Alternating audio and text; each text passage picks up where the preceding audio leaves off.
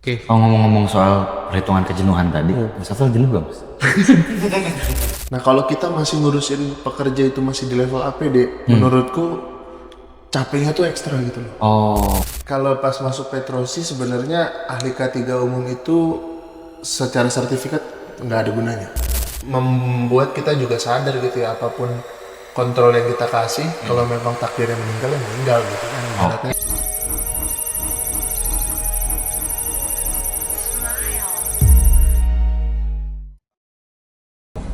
Oke, Mas Hafel apa kabar? Baik, baik. oke. Oke, Afel jadi in the gimana? house. Mas Hafel itu adalah alumni ahli K3 Umum Kemenaker RI batch 89 ya kalau nggak salah. 98. 98. 98. 89 atau 98 lah. Nah, Kerusuhan tuh, 98. 98, benar. udah rusuh aja. Udah serusuh banget ya. Udah serusuh. Masih rusuh. Berarti itu kan berarti udah lama banget, sekitar 2021 apa 2022? 2021. 2021, benar. Berarti sampai sekarang tuh udah 3 sampai 4 tahun dong berkarir di ASE. Udah 3 tahun. Oke, udah 3 tahun. Sekarang berarti di mana posisi? Sekarang kerjanya di Petrosi, di Petrosi. perusahaan pertambangan, jasa pertambangan. Oke. Emang dari awal niatnya ngerantau? Enggak, awalnya nggak niat ngerantau. Awalnya pengennya tuh ya kerja di sesuai sama passion, sesuai sama keilmuan. Kan saya kan lulusan Kesmas, peminatannya K3. Oke. Nah itu pengennya sih kerjanya kayak gitu. Gitu. Oke, tapi apa namanya? Kesmas itu kan nggak semua jurusan langsung prodinya K3 Ya, kan? betul. Ada yang dia prodinya emang public health gitu kan, kesehatan masyarakat, baru di semester 5-nya ya kalau nggak salah, baru ada K3-nya kan. Hmm. Tapi pas masuk Kesmas kepikiran nggak jadi HSE? Sebenarnya dari milih jurusan kesehatan masyarakat tuh udah emang kebayang mau ke K3. Soalnya pas lulus SMA nyari kan SBM tuh, Iya. kan daftar kan. Nah itu emang nyarinya yang nggak ada matematika, yang nggak ada fisika, yang nggak ada hitung-hitungan. Tapi tetap saintek, soalnya nggak mau lompat nih ke sosum Sosum. kan. Oke, Akhirnya pilihnya Kesmas. Itu. Tapi emang dari awal milih untuk masuk kampus tuh emang jurusannya emang minatnya ke K3 atau gimana? K3. Jadi Atau emang pilihan pertama kan biasanya kalau SBM ada pilihan pertama, pilihan kedua, pilihan ketiga. K3 ini pilihan pertama. pilihan pertama K3 di Depok. Oke.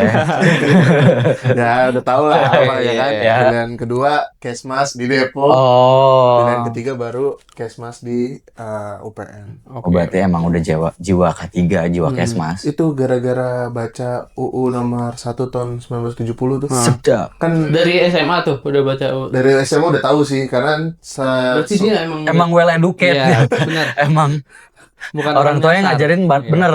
jadi kan di undang-undang itu kan setiap perusahaan yang punya karyawan 100 orang atau punya risiko yang menengah ke atas itu harus Wajib. punya ahli ketiga kan? Iya, betul. Jadi ya mikirnya mau kerja di hotel, mau kerja di mall, mau kerja di manapun harus butuh ahli K3. Ya udahlah ambil aja gitu. Nah, background story-nya bisa tahu undang-undang itu dari mana? Nah, Maksudnya kan si anak kecil nih tiba-tiba lihat koran, ih tertarik nih K3. enggak. Jadi Gimana? tanteku itu dulu kan hukum, S1 hukum. Oke. Itu bahas Undang-Undang nomor 1 tahun 1970. Karena itu dulu waktu zaman dia kuliah, itu satu-satunya undang-undang yang bahas K3. Jadi kan dulu kan cuma satu, baru ada turunannya kan sekitar 2016 kalau nggak salah kan. Nah itu sebelumnya kan cuma itu doang yang ngatur tentang ibaratnya keselamatan kerja dan pekerja ini gimana sih Iya, iya. ininya gitu. Nah itu baru satu, makanya dibahas di skripsi. Nah dia bilang udah ambil aja K3 atau Kesmas, yang penting bisa ke situ. Iya. Tapi kan sekarang kenyataannya semua orang bisa ke K3. Gak harus Kesmas ya? Iya. Nggak harus sih. Kesmas, bener. Cuman ya balik lagi, masing-masing punya benefit kan, punya punya nilai plus lah dari masing-masing jurusan. Iya, benar-benar. Tapi at least udah punya basic knowledge duluan sih kalau emang kita jurusan. Tapi Betul. pas terakhir sertifikasi itu kan 2021 tuh. Iya. Langsung kerja gak abis dapat sertifikasi? Atau kerja dulu sertifikasi? Atau emang lagi posisinya kosong sertifikasi dulu lah buat dapat kerja? Posisinya ya kosong dulu 6 bulan. Oke. Setelah Jadi dari lulus. 6 bulan dari lulus. Lulus 6 bulan tuh nggak kerja, tengok kanan kiri nih kok teman-teman udah pada kerja gitu kan. Hmm. Ternyata memang ahli K3 umum ini kan salah satu ini ya kompetensi wajib Betul. yang dasar banget nih. Pokoknya di mana-mana rata-rata kalau kita dicari HSE itu rata-rata yang ditanya ahli K3 umum karena baiknya menakar kan. Ya udah akhirnya coba sertifikasi di Garuda bulan Februari kalau nggak salah. Februari. Terus setelah lulus 3 minggu habis itu terima kerjaan pertama di luar pulau di Sulawesi gitu. 6 bulan sertifikasi, 3 minggu langsung. 3 minggu Tapi langsung. kenapa dalam 6 bulan itu ini nyoba nggak kayak udah Iya, coba apply aja apply gitu. dulu tanpa sertifikasi gitu. Apply. Apa emang sesusah itu nggak apply kerjaan tanpa sertifikasi? Eh, Soalnya kan begitu kita mau apply kan kelihatan tuh requirement-nya. Ya kalau udah ada ahli K3 umum namanya agak gila ya kalau Iya. tetap apply gitu ya. Udah Agil, tahu agak gila. agil. Jadi begitu baca ada perlu ahli K3 umum skip, nggak mungkin Oke. kita apply juga kan nanti nama kita jelek di situ. Jadi ya udah akhirnya tapi apply itu lumayan banyak sampai yang melenceng-melenceng dari jurusan juga apply karena posisinya ya harinya bertambah terus nggak kerja-kerja Nggak gitu kerja-kerja, kan. ya. Akhirnya lama-lama kayaknya nggak di K3 deh gitu. Cuman pas akhirnya sertifikasi 3 minggu dapat lowongan juga dari teman-teman yang kita kenal di Di sertifikasi batch itu. Oh, di batch itu. Berarti Teman-teman pelatihan gitu. Nggak, bukan dari teman-teman malah dia share-nya di grup kan kita kan kalau mau masuk kelas kan ada grupnya tuh. Iya, Nah, setelah itu kan grupnya masih aktif masih pada ngobrol. Nah dia share nih dicari nih ada yang mau nggak jadi HSE di perusahaanku gini. Ya udah coba apply terus interview terus langsung berangkat akhir Maret tuh berangkat 25 Maret selesai pelatihan kan 20-an Februari tuh. Oke, berarti Sebulan. dapat lokernya dari teman satu batch itu Satu juga. batch benar. Nah, itu kan 3 minggu ya. Jadi FYI sertifikat kemenaker itu kan nggak langsung keluar. Kayak sekitar sebulan 2 bulan lah ya. Nah, itu aman berarti ketika kita pakai SKL. Karena kan dia juga tahu kita kan satu batch. Oh. Dan Ada dan dari lulus sisi- gitu kan. Oh, si orang yang nge-share itu emang udah di situ. Emang udah. Oh. Dari sisi corporate-nya maksudnya. Oh, dari sisi corporate aman karena Diakui lah. karena kan sebenarnya sertifikat ahli K3 umum ini kan baru akan berlaku dan menempel ke perusahaan kalau kita masuk P2 K3 ya. Iya. Kalau enggak kan itu kan masih di kita, masih personal gitu. Nah, pada waktu itu P2 K3-nya sudah berjalan dan untuk kita revisi itu kan agak susah. Nah, jadi masih belum. Memang plannya adalah kenapa harus cari ahli K3 umum karena mau dijadikan sekretaris P2 K3 yang wajib punya ahli K3 umum. Oke, berarti ketika sertifikatnya pun belum keluar, itu apply aja itu udah aman aja Udah gitu. aman. Mereka secara corporate juga udah tahu gitu bahwa emang ada prosesnya gitu ya. Ya, yang penting sebenarnya lebih ke sertifikat di luar di akhir itu kan sebagai tanda bukti ya. Iya. Tapi kan knowledge-nya kita udah dapet. Iya sih. Iya kan? Cuman ya itu tadi surat keterangan lulusnya aja atau ya memang langsung aja update di CV kalau memang nggak mau ngelampirin gitu kan. Udah pernah ikut. Bahkan kan waktu di Garuda juga kan dapet yang ini ya, yang IC Development Career itu. Development Career itu. Ya sekarang udah ganti jadi upskill program. Upskill Udah makin program. banyak sih topik. Iya. Itu dapet hampir 8 apa 9 topik. Itu semua kan masuk ke CV. Iya. Dan itu yang Jadi salah satu yang sertifikasi skill up. kompetensi tambahan juga Kompetensi kalau tambahan, apa di karena Garuda. jatuhnya training gitu. Oke. Nah itu juga salah satu yang bikin pas interview ditanya ini apa aja yang diketahui dari risk management misalnya atau dari ini. Nah itu karena udah ada pelatihannya secara training langsung dapet, jadi lumayan cepet lah. Lumayan kepake juga lah. Kepake banget. Iya. Apa sama kalau setahu saya sih ya, kalau di tambang atau di luar itu kan di perusahaan-perusahaan gede itu banyak jalur masuknya tuh banyak gitu, kayak ada yang dari emang reguler, FGDP, ada program-program khusus gitu. Nah, Mas Rafael masuknya lewat Oke, jadi setelah kerjaan pertama kurang lebih 1 tahun pas, jadi 25 Maret ke 25 Maret 2023 itu keterima di program Graduate Development Program di Petrosi. Oke, yang di IMIT berarti reguler. Yang di MIP itu reguler, profesional lah. Ibaratnya sebenarnya bukan profesional hire, tapi saya belum profesional kan, masih baru masuk. Jadi setelah dari situ balik lagi ke graduate development program. Oke, berarti kalau pas di MIP itu reguler masuknya profesional hire, tapi pas di Petrosi masuknya lewat jalur graduate development program. Itu programnya gimana sih maksudnya? Bedanya sama reguler apa? Jadi di GDP itu kita kayak belajar lagi dari nol. Dikasih modul, dikasih kayak subbab gitu yang harus kita pelajarin di Mirip-mirip kerjaan. MT gitu gak sih? Beda. Iya, persis Ya. MT. Nah itu waktunya 1 tahun sampai 6 bulan pertama itu modul by logbook. Kerjain, perlu tanda tangan, kita udah nyelesain apa, diuji tiap 2 bulan. Tiap 2 bulan? Tiap 2 bulan presentasi. Terus habis itu 6 bulan terakhir on job training. Langsung terjun ke lapangan, mulai transisi ke kerjaan SHE itu gimana. Oke. Gitu. Nah, berarti setelah kurang itu, lebih sebelum turun ke lapangan berapa bulan tadi? 6 bulan. 6 bulan? 6 bulan. Itu udah ke lapangan juga, Udah cuman ke lapangan. sambil misalnya kita ikut inspeksi APAR, nah kita catat nih inspeksi APAR itu caranya gimana, terus habis itu jenis-jenis APAR semua kan jadi belajar lagi kan tuh. Nah nanti selesai dari modul itu, misalnya modul risk management. Nah risk management tuh semua yang kita pelajarin di lapangan, semua kita pelajarin di sistem, nanti ditanyain sama mentornya. Jadi semua sekarang misalnya saya udah professional hire, saya jadi buddy kalau sekarang untuk GDP yang baru. Oh, tapi Gitu. lumayan Mentor, ya. jadi mentor. Berarti Jadi mentor, benar. kayak bootcamp, tapi bukan kita yang bayar, malah digaji. Iya, Iya. gaji benar. Iya. Itu berapa? Kontraknya sampai kapan kalau GDP gitu? Setahun. Setahun. Terus cara supaya diperpanjang lagi? Lulus final presentation. Final presentation itu berarti nggak semuanya ada yang nggak pulang lulus. lagi gitu kan? Bisa nggak lulus. Iya.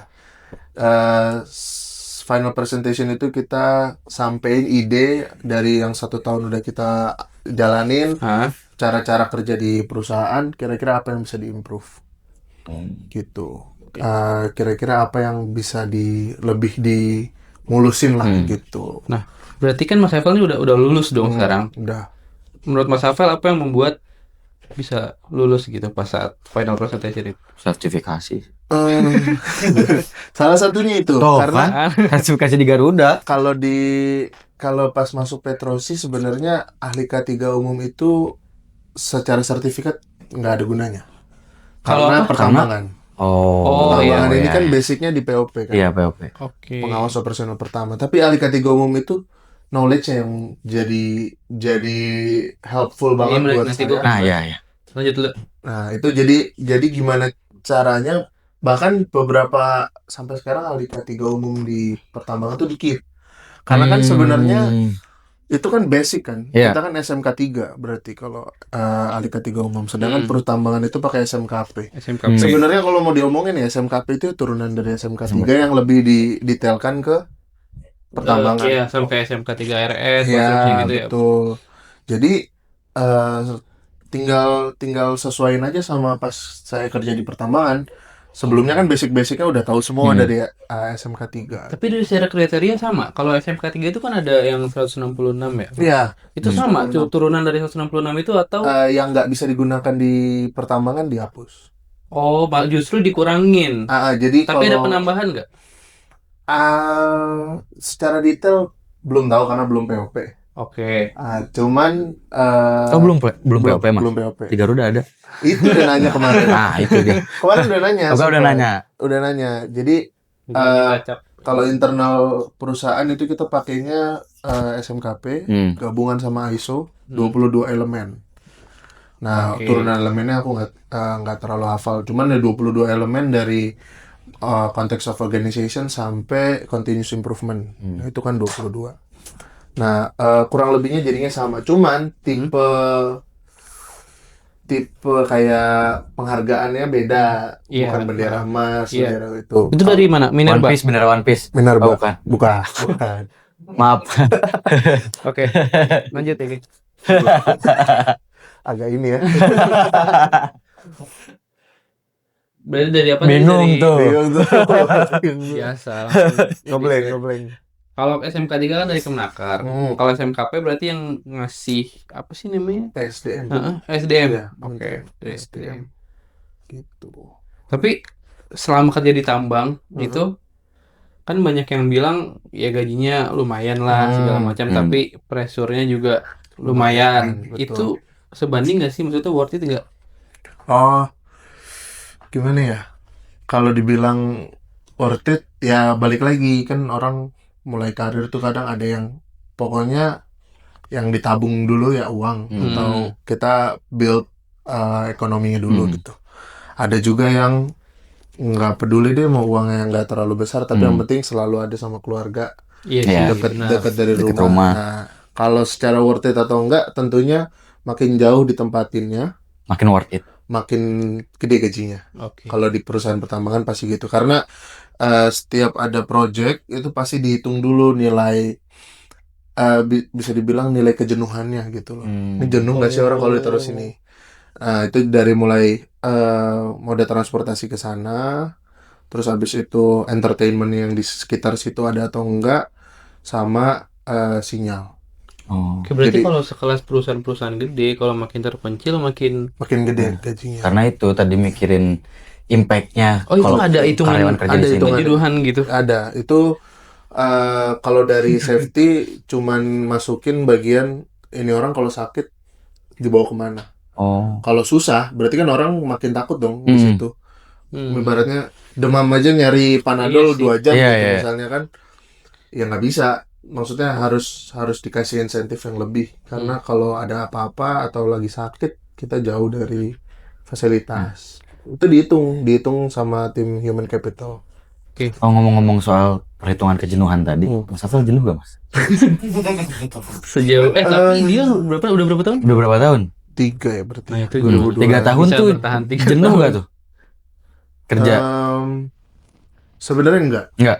Karena kan 6 minggu ya. Rosternya tuh 6-2. 6 minggu onsite, 2 minggu cuti. Itu udah yang paling cepat mungkin selain mineral. Jadi kalau aku mau cari yang 42 itu rata-rata harus di perusahaan tier 1-nya Oh. Oke. gold lah di Indonesia. Baru bisa dapat 42. Tapi untuk entry level mah ini oke lah. 62 tuh udah karena yang di Sulawesi 16.2. Jauh. Iya kan? Jadi Itu udah, Ya, udah bukan pantesan. jenuh lagi tuh itu. iya Udah bukan jenuh betah, lagi tuh. 3 tahun. 16.2. Iya sih pulang bawa uangnya banyak gitu. Cuman lihat kanan Mixu berhenti, lihat kiri ada apa lagi berhenti. Karena waktu kerja di sana kagak ada. Nggak ada. Iya. Jadi balas dendamnya tuh juga parah. Hmm. Gitu pulang apa juga dibeli gitu. Jadinya apa namanya? Konsep nabungnya tuh jadi terhambat iya, kan. iya. Kayak, aduh sayang-sayang orang lagi di Jakarta gitu kan. Iya, Gitu sih. benar. Tapi kan Mas Safel udah ngerasain nih gitu. Tadi kan banyak pertimbangan nih, HSE itu banyak gitu, bisa di corporate, manajemen building, konstruksi, ada yang shift-shiftan, ada yang 9 to 5 gitu. Nah, tips buat teman-teman yang mau berkarir di jadi HSE, itu kan mungkin teman-teman nggak banyak yang tahu nih kalau ternyata banyak gitu bidangnya gitu. Iya, iya. Nah, tips memilihnya tuh gimana gitu? Apakah buat fresh graduate ya udah incer aja dulu di mana gitu, di project gitu yang lembur-lemburan, jangan langsung nyantai gitu kan misalkan, atau ngefokusnya kalau emang mau fokus di manajemen building apa yang harus dipelajarin gitu. Jadi kita metain karir path-nya tuh berdasarkan apa gitu. Oke. Kalau awal misalnya fresh graduate udah ambil sertifikat, itu saranku jangan langsung, misalnya kita keterima gitu ya, interview segala macem, jangan langsung diambil yang pertama. Maksudnya yang pertama mungkin bisa, cuman kita harus lihat dulu apanya posisinya. Posisi. Karena kalau kita langsung ambil posisi yang spesialis, spesifik, kan HSE ada health, safety, environment. Itu biasanya sekarang sudah mulai dipisah. Iya. Ada yang Oh. HSSQ, quality, HSSE, health, safety, security, environment. Ada juga yang QHSE. Nah, harus lihat juga kita kalau bisa, kalau memang QHSE ya kita harus bisa semua di situ. Nanti harus bisa belajar Palu itu gada. juga. Iya, palu gada. Kenapa? Jangan sampai misalnya ternyata HSE terus fokusnya cuman di fire misalnya, fire prevention. Scope-nya kecil. Scope-nya kecil. nanti pas kita mau menapaki jenjang karir kita tuh udah keburu sempit. Nggak semua perusahaan punya fire officer Iya. misalnya, atau nggak semua perusahaan punya environment officer doang. Dia kalau kita HSE officer ya kita bisa ke health, bisa ke safety, bisa ke enviro gitu. Itu lumayan deg-degan juga sih kalau sampai salah langkah ya di awal gitu. Iya. Makanya semua yang kita dapat di sertifikasi itu kan nggak ada yang menitik ke satu subjek doang ya. Subjek. Semua kita dapat, usahain kerjanya juga bisa itu dulu. Nanti mungkin Oke. setelah 3 tahun Baru ambil kita bisa Jadi spesialis. mendingan kalau baru lulus cari perusahaan yang skupnya luas. Jadi semuanya dipelajarin dari nol gitu ya. Terus berbagai macam resiko juga ada kalau bisa ya. Jadi kita tahu gitu semua resiko yang ada di perusahaan yang beresiko itu seperti apa aja. Ya. Jadi ketika kita nanti baru dari situ kita mengerucut tuh Ya. mau kemana, fokusnya ke fire, ke enviro, Kayak enviro. atau kemana gitu ya. Betul. Tapi yang apa sih yang nomor kayak bisa di list gak gitu? Pertimbangan pertama apa dulu, kedua apa, ketiga apa gitu? Apakah dari gaji, lingkungan, terus benefit Oh, atau tingkat apa sih namanya perusahaannya, tier perusahaannya gitu. Oke. Sebenarnya UUD ya, ujung-ujungnya duit kan. Kalau UUD. kita kerja tuh kan ujung-ujungnya Ujungnya duit. gitu. Cuman balik lagi, uang yang besar kalau tiap bangun kita kayak aduh harus kerja gitu kan. Oh, ya. Ya kan lama-lama juga apalah gunanya gitu kan. Jadi kalau untuk sekarang, untuk awal gitu 5 tahun pertama sebenarnya lingkungan kerja yang suportif sih. Karena kita tuh masih belum punya warna gitu. Kita masih belum punya cetakan. Kita tuh apa gitu. Jadi kalau kita nggak disupport, nanti yang ada entah bentuknya jelek atau warnanya keruh. Paham nggak sih? Jadi maksudnya coba cari tempat yang benar-benar memperbolehkan kita untuk cari gaya kita gitu loh, dan mengimplementasikannya. Kan kalau di HSE kan sebenarnya poinnya cuma satu, nggak ada kecelakaan. Ya. Mau caranya kayak gimana pun, mau seunik apapun, mau ada ciri khas ataupun enggak, ya bebas. Nah itu kan kalau perusahaannya bagus, ya kita diperbolehkan gitu menjaga operasional yang aman dan produktif tanpa ada kecelakaan dengan cara apapun itu. Sebenarnya yang menarik adalah pembahasan tadi itu kata Mas Afel yang bilang kalau misalnya ya kita sebagai HSE punya cara sendiri untuk menjaga keselamatan pekerja gitu. Pernah gak sih ada Mas Afel tuh cara yang sebenarnya ini maksudnya ya nggak normal gitu atau aneh gitu misalnya sesuai aturan atau enggak, tapi ini tuh works gitu untuk pekerja. Di luar yang dipelajari gitu. Iya. Berarti kan itu di situ logika berpikir, maksudnya kerangka berpikirnya kepake gitu. Ya. Jadi gini, kalau shift malam, kalau saya itu suka bawa kopi hitam 1 teko. Waduh. Jadi nanti di lapangan kita bagiin.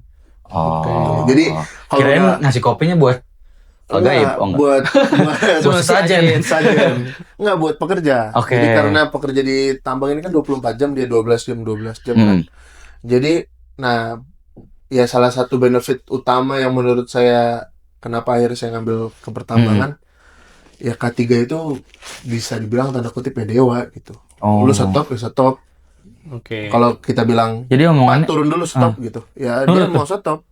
Mau nggak mau gitu. Jadi atas dasar judgement kita sebagai ahli K3 itu kita memperbolehkan orang istirahat, memperbolehkan orang misalnya stop dulu karena dirasa tidak aman. Jadi memang culture industri dan culture perusahaannya seperti itu. Jadi paling ya cara uniknya itu. Jadi kalau malam tuh kita kerjasama kan, unit ini kan kita tahu nih yang bawa siapa aja.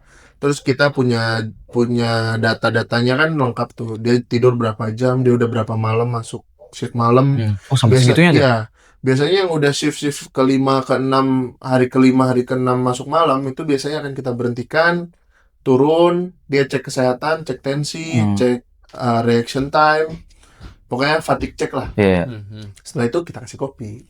Sambil ngopi dulu ya kan, ngopi peragangan, ngobrol-ngobrol. Nah ya dari situ kita sebagai K3 bukan cuman jadi kayak polisi gitu. Iya sih. Kita tuh dikenal gitu. Ngebangun emosional Iya. pekerja juga. Tapi itu juga pentingnya tadi lingkungan yang suportif tadi gitu Iya. kan. Karena emang dari segi culture udah dibentuk dari lama mungkin Mm-mm. sampai nggak ada mindsetnya tuh udah emang Iya. Iya benar. berjalan sesuai seharusnya. Ya di beberapa sektor kalau lihat baju merah kabur, Oh. ada Iya, ribut. ribut, ya kan? Tapi ada juga, maksudnya ada juga kan pasti maksudnya yang pekerja-pekerja nakal gitu. Masih Masih ada. Cuman gini kan ada hierarchy of control tuh, Iya. ya kan? Iya. Dari eliminasi sampai APD. Hmm. Nah kalau kita masih ngurusin pekerja itu masih di level APD, menurutku capeknya tuh ekstra gitu loh. Oh. Itu hierarchy of control paling rendah dalam artian memang paling murah dan efeknya juga paling kecil. Tapi itu masih kita urusin, Pak, pakai ininya, Pak. Iya, iya. Itu kayak menurutku akan mumet dan pengalaman juga memang gitu mumet. Jadi balik lagi salah satu alasan kenapa akhirnya milih di pertambangan karena minimal dia udah step up lah. Oh. Kita udah nggak main di APD lagi. Iya, iya, iya. APD tuh udah wajar Iya. gitu. Bahkan kalau mereka nggak dapet APD mereka yang nggak mau kerja gitu. Pak, helm saya rusak. Aduh, Pak, belum datang gitu kan, kita di hutan mau ganti APD aja susah. Ya saya berhenti, saya off dulu deh Pak hari ini gitu, nggak kerja atas arahannya safety. Oh. Berarti Iya. level tertinggi HSI adalah ketika udah nggak ngurusin APD. Iya. Iya kan? Udah ngurusin Ya, APD. udah jangan ngurusinnya APD lagi. Ya itu tadi kebiasaan sama ya banyak faktor ya. Pekerjaannya apa, kita paksa pakai sarung tangan ternyata lebih susah. Iya, Buat yang dia kayak kerja gitu-gitu pakai tuh sarung tangan. Nah, sebenarnya. itu kan seninya di situ. Gimana caranya kalau secara teori gak pakai sarung tangan lebih bahaya. Iya. Tapi secara aktual di lapangan, karena kita ngobrol, Pak, ini kerjaan saya sama oli loh, kerjaan saya sama ini bukan benda tajam, jadi licin Pak, gitu. Bapak nyuruh saya nge-swing palu, pakai sarung tangan, ntar palunya kelepas. Dibanding saya nggak pakai sarung tangan. Jadi di situ yang akhirnya kita sebagai ahli K3 itu harus lebih tinggi dibandingkan peraturan. Oh. Oke. Sama halnya sama di perempatan ada polisi, sama ada lampu merah. Kalau polisi yang nyuruh jalan, kita ya mau nggak mau jalan. Mau lampunya masih merah juga, tapi polisi yang nyuruh jalan kita jalan. Karena polisi kan bertanggung jawab dan dia yang lagi berpikir. Iya. Gitu sih sebenarnya. Jadi ada banyak hal yang sebenarnya tiba-tiba nggak sesuai prosedur, nggak sesuai sama standar. Iya. Tapi sifatnya cuman insidental sekali-sekali aja. Kan nggak mungkin SOP-nya kita ubah. Iya. Benar. Makanya di situ pentingnya juga kita Kondisional lah ya. mempertimbangkan risk assessment-nya gitu kan, sesuai pekerjaannya. Kan Mas Hafil udah 3 tahun di Petrosi. Next step-nya mau gimana? Apa sih mau dicari? Apa mau cari perusahaan tier 1 tadi? Atau emang lagi ngumpulin ilmu dulu? Kalau plan selanjutnya, pengennya sih kerja di Jakarta. Pengennya dekat rumah. Cuman Dekat-dekat ini atau ya secepatnya? ya secepatnya bisa. Cuman di perusahaanku yang sekarang di Petrosi itu juga sistemnya sangat-sangat dinamis. 2 tahun setelah kan lulus GDP, kan GDP-nya setahun, 2 tahun profesional. Oke. Dalam 2 tahun tuh udah 6 project. Jadi udah 6 penempatan. Muter dari Kaltim perusahaan project tertuanya sekarang ke project baru di tengah Kalimantan Tengah gitu. Nah jadi lingkungan berubah, jadi nggak bosan. Terus habis itu juga kan kita kan FIFO ya. Kalau perusahaan pertambangan tuh namanya FIFO, fly in fly out. Oke. Oh, Vivo. Ya, nah Pakai F tuh berarti. pantai ya. Iya. Nah FIFO, FIFO-nya itu jadinya kan ada yang waktu itu lewat Balikpapan, ada yang ke Palangkaraya, muter-muter gitu. Jadi sebenarnya belum bosan gitu. Oke, masih enjoy gitu. Masih ya? enjoy. Cuman ya kalau ditanya maunya kerjanya di mana ya? Mau kerja di Jakarta, tapi gajinya gaji di tambang. Oh. Itu agak impossible memang gitu. Itu dilemanya Dilemanya. anak Iya. rantau. Makanya yang nyangkul dulu di sono. Iya. Masih Nyangkul. Ntar di sini jadinya ya Buka bisa properti di Bali. bikin side hustle-nya lah Iya. gitu. Sebenarnya Karena udah rata-rata ada begitu. tabungan kan di sana. Rata-rata tuh kerja di tambang untuk ngambil modal. Targetnya Iya. berapa tahun? Ini kan udah 2 tahun lah ya yang dihitung profesional. Iya. 1 tahunnya program 3 tahun. Target 5 tahun antara balik ke Jakarta atau keluar negeri sekalian. Menarik nih, keluar negeri ngapain? Kalau misalnya keluar, ini. HSE Nah, dulu. coba Nah, HSE luar negeri nih. karir pet 2 kata lucu tuh, HSE luar negeri. 3 deh. bukan lucu, Bro. Oh Itu iya maksudnya HSE luar negeri. Tuh, iya. lucu. Itu kan jarang Jarang. yang kepikiran mau jadi ASE di luar Ah. gitu. Mungkin mikirinnya aja kayak udah kepentok duluan tuh Iya. gimana caranya gitu. Ahli Tapi ketiga. lu udah riset kayak gimana sih caranya gue bisa. Iya. Udah user interview. Oh iya. Udah. Coba cerita. Cerita dong. Udah Cerita. jadi dia tuh sebenarnya apa kayak agensi kerja untuk keluar. Oh iya, emang Profesional. rata-rata ada Oh. gitu. Agensi. Ini perusahaannya di Timur Tengah. Ya overall sebenarnya yang ditanyain ya sama aja sih, kayak risk management, risk register dan lain sebagainya. Cuman karena dia industrinya oil and gas, jadi di situ bedanya ya, maksudnya konstruksi kita masih bahas orang, mostly orang, barang tuh ya tools saja. Iya. Nah di pertambangan itu 1:1, satu people tuh satu tools. Ya kan unitnya kan Iya. bawa kendaraan gitu. Nah di oil and gas itu ratusan tools untuk satu orang, mechanical kan dia, mechanical banget, engineer banget. Jadi yang dicari tuh HSE engineer, bukan HSE officer. Oh iya. Jadi buat teman-teman yang lulusan teknik justru lebih possible untuk masuk ke HSE di luar, di perusahaan-perusahaan oil and gas di Timur Tengah, atau misalnya mau oil and gas yang di sini juga udah lumayan bagus kan. Banyak juga kilang-kilang kita, kecuali yang kilang yang itu. Kilang apa tuh? Agak susah gitu. Berarti itu harus paham instruksi kerja ratusan tools. Iya, ratusan tools. Jadi ya engineer banget gitu.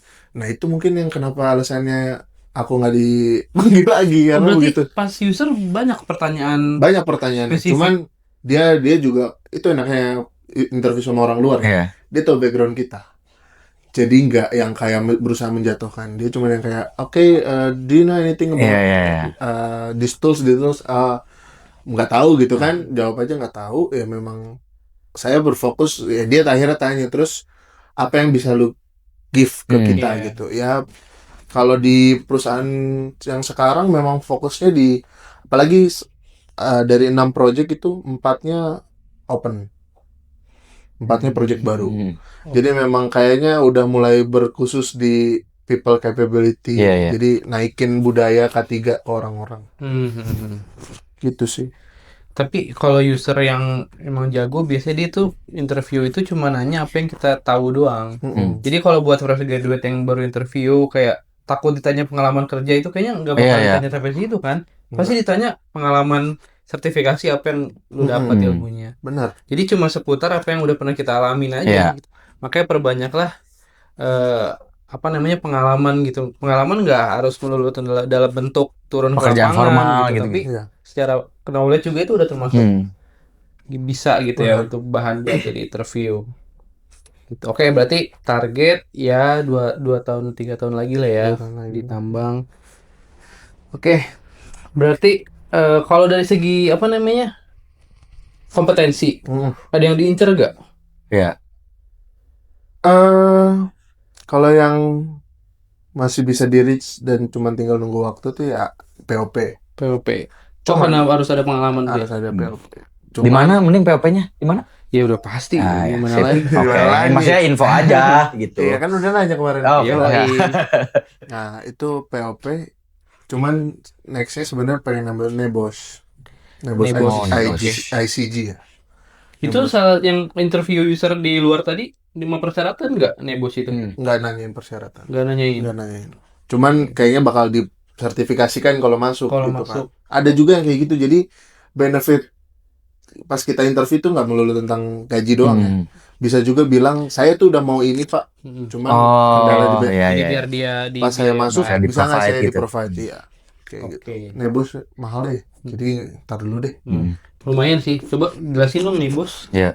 Apaan? Nebos tuh kan kayak standar internasionalnya buat ahli K3 ya. Jadi buat biar bisa diakui di dunia K3 internasional lah gitu kan. Nah, untuk ngambil Nebos ini juga nggak murah. Hampir puluhan juta kali ya. Puluhan juta gitu. Cuman setelah itu coba aja buka LinkedIn, coba buka jobs worldwide HSE itu ya rata-rata qualification nebo certificate. Atau kalau mau ke apa oil and gas biasanya butuh basic si survival gitu-gitu kan. Oh iya, Cuman itu kan masih bisa lah, kita Bosher tuh masih bisa secara di Indonesia juga udah banyak yang perlu. Tapi Nebos rata-rata keluar. Berarti emang ada ambisi ya untuk kerja di luar. Ada kabur aja dulu. Kabur aja. Iya, Kabur aja jadi- dulu. Oke. Dia bukannya malah balik tapi mau makin jauh dulu. Iya, malah makin Pilihannya antara dua itu sih. Kalau Oh. mau balik tapi tetap dengan benefit sekarang, minimal dapat itu, atau cabut lebih melalang Iya, buana gitu. nge-push limit aja. Tapi nge-push kalau limit kita sih aja. dukung keluar ya. Nanti Keluar. baru podcast lagi. baru podcast lagi kan seru tuh Boleh, ngobrolin boleh. Yoi. kecelakaan kerja di mana gitu Iya. ya. Aduh, Video- jangan sampai dong. Oh iya, tapi ngomongin kecelakaan iya. kerja nih. Maksudnya Ah. masuk nih ke kecelakaan kerja. Pernah gak ngalamin maksudnya kecelakaan-kecelakaan yang fatal gitu di tempat kerja sekarang? Nah, alhamdulillahnya Enggak. perusahaan pertambangan ini kan tipenya satu sakit semua harus berbenah. Merasakan. Iya. Jadi dari 2022 sampai sekarang itu udah kurang lebih ada 6 fatality di pertambangan Indonesia. Itu semuanya ngaruh ke kita. Biarpun Oh, bukan iya, kita iya, yang benar. bukan kita yang ngelakuin. Oke. Jadi ada kecelakaan terkait operasional kendaraan gitu. Itu peraturan semua akan berubah. Iya, iya. Kita akan punya peraturan baru, kita akan punya kontrol yang baru gitu. Biarpun bukan kita yang kena. Oh. Bahkan yang unik itu ada salah satu fatality, ya sebenarnya nggak unik sih ya. Sedih juga, cuman yang unik adalah setelah diinvestigasi itu tuh benar-benar dari segi tindakan tidak aman. Iya. Tindakan tidak aman ini kan 80% dari faktor penyebab kecelakaan. Itu nggak dilakukan. Jadi nggak ada tindakan Oh, iya, tidak iya. aman. Kondisi tidak aman 18% juga nggak ada. Semua standarnya bagus, Bagus. segala macam. Ini di Tinggal perusahaan 2% pertambangan nih. Indonesia. Apa? Tapi tetap fatality. Tinggal 2%. Tinggal 2%. Apa tuh? 2% itu kan takdir ya. Iya, Takdir Allah gitu ya. 2% Itu udah takdir nggak bisa Tuhan. jadi Bencana aja udah gitu. jadi fatality yang tadi Terjadi. itu kasus itu tuh cuma itu karena 2% Karena takdir 2% aja. itu. Jadi itu akhirnya ya sebenarnya membuat kita juga sadar gitu ya, apapun kontrol yang kita kasih, kalau memang takdirnya meninggal ya meninggal gitu kan ibaratnya. Oke. Kalau takdirnya kecelakaan ya kecelakaan. Cuman 2% itu ya untuk menjadi fatality itu 1/1000, 1/10.000 mungkin ya. Gitu. Tapi itu pas kita baca, karena kan setiap ada kasus kita pasti dikasih lesson learn. Perusahaan pertambangan tuh wajib untuk nge-share lesson learn buat dipelajarin sama semua perusahaan lain gitu. Jadi lumayan maju, makanya itu salah satu yang membuat sektor pertambangan tuh K3 maju.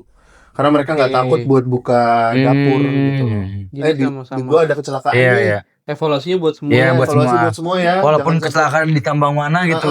tapi isunya kita nyampe juga- ke sini. iya, kita juga, dan kementeriannya juga lumayan keras kan. Oh, SDM iya, itu iya, kan iya. kurang keras Iya. apa, ada inspektur tambang yang tiap malam pun bisa datang tiba-tiba ke site kita terus kayak saya mau lihat gimana operasional kalian gitu kan masih possible.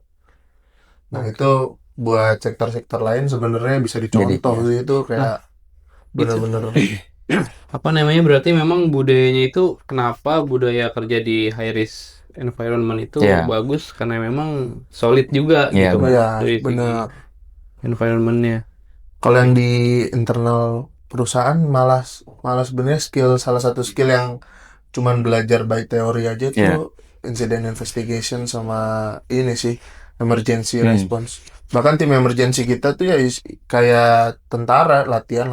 Mau sampai militer gitu. Iya, latihan fisik, Oh. refresh training. Jadi ya karena memang mereka digaji untuk tidak bekerja harusnya. Oke. Kalau Oh. sampai mereka kerja ya ada Iya. emergency berarti. Oke, terus ngomongin karir tadi, kayaknya belum di-spill deh. Pas entry level itu dapat berapa sih rate gajinya kalau di tambang? Ngomongin angka nih, ngomongin angka nih nih. ya. Ngomongin Oke. angka nih, seru nih, angka. Rate awal ya. Ya. Rate awal dapat kerja itu ada di single digit 6 Oke. 6 juta. 6 juta pas malah. Iya, yang pertama kali keterima 6 juta pas. 2 tahun kemudian 2 tahun kemudian 2 digit. 2 tahun. Masuk Cukup. angkanya, masuk 2 tahun. 9,2 2 digit. Waduh. Kalau gitu sih Enggak, itu basic. Nah, Basic salary. Kan tadi kan makanya basic salary akan sama semua SI officer, tapi di mana kamu ditempatin. Oh, itu. oke. Ada apa aja Ada- sih breakdown? Jadi basic salary biasanya. Nah, ini tergantung ya. Ada perusahaan yang all in take home pay. Ya. Itu nego aja kalau udah take home pay kan mau berapapun yang kita kerja berapa hari kerja segala macam nggak dihitung. Pokoknya take home pay sebulan. Nah, ada juga yang basic salary. Kalau yang sekarang ya, basic salary, side allowance. Setelah Apa tuh? Side allowance itu tempatnya misalnya deket nih, misalnya kerja di HO, cuma 0,5% dari basic salary per hari. Oke. Gitu. Tapi kan hari kerjanya normal, jadi sebulan cuma 25 hari kerja gitu-gitu. Oke. Nah, ada side yang dari mulai 1,5% sampai yang paling jauh di Papua itu 3,5%. 2,5% dari basic. Jadi gajinya beda, sama-sama officer, tapi Iya. officer yang di ujung sana gajinya lebih tinggi. Ada banyak juga benefit-benefitnya kayak apa namanya? Asuransi kesehatan itu juga sebenarnya butuh ya. Penting banget lah. Penting. Asuransi terus apa lagi ya? Communication allowance sih. Tapi akhirnya nggak kepake karena di sana nggak bisa beli kuota kan. Oke, berarti kayak ada take home pay, terus tadi ada side allowance sama apa satu lagi tadi? Communication Communication. allowance. Ini kayak gini hari ini cuti nggak digaji sebenarnya.